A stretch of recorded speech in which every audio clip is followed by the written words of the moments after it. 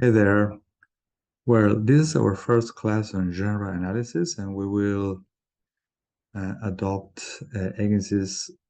Susanne Egens's approach to the analysis of different kinds of genres, more specifically, the one expounded in her book Introducing Functional Linguistics from 2004. That book, she discusses the schematic structure of genres. That is, she will discuss the obligatory elements that are required to determine that a specific text belongs to a specific genre, say a narrative, for instance, or a description.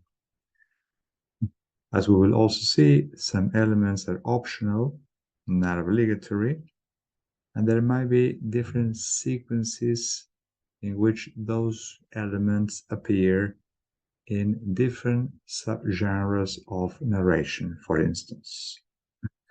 But I think that initially we need to define genre. What's genre? Well, our standing definition will be the following. Genre is a staged, goal-oriented, purposeful social activity. Notice that Higgins defines genre as a social activity, not as a text type. So what we will see is that there are different social activities, such as narrating, argumenting, describing, lecturing, informing, misinforming, researching, etc. And that those activities, those social activities, will be realized by different text types. That is, they will materialize in different texts, but these are the outcomes or products of the activities that we have just enumerated. That's the first point. The next point I would like to make is the following. Let us notice that in our definition of genre, we also need to highlight the fact that genres have a goal, again, a social goal, a social purpose. So which can be some of the goals of storytelling? Well, a story can have a moral.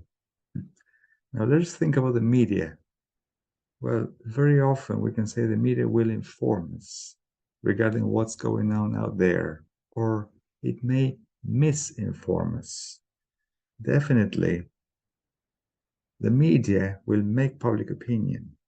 So here are some clear goals and purposes of socially determined activities. Just think about schooling, where teachers teach and students learn, and teachers also learn from their students. But we can also think about schools as places where, in some cases, in many cases, in a few cases, that's very controversial, students are indoctrinated. And think about political discourse or political speeches that are meant to persuade people that A, B, or C is the right course of action, or that those might be the right courses of action. Or we're going to think about science as the space of production of research and new knowledge, new findings, of spaces of discovery. But at the same time, we can think of science as a space of indoctrination. In that respect, you can check on Foucault's ideas regarding the relationship that there exists between knowledge and power. We will not pursue those debates here. We will now move on and we will discuss the following. Why is it social? Well, these activities are social because they belong to some sphere of social life. Again, okay, all the activities we have just mentioned take place in schools, classes, hospitals, meetings, parties, social media, in general, stores, therapy sessions, sales encounters, etc. And that is the case because they are subjected to what we can call routinization. That is, we know how to behave in a classroom, or at least we know which the codes are. That is, we have been habituated to behaving linguistically and non-linguistically in a certain way.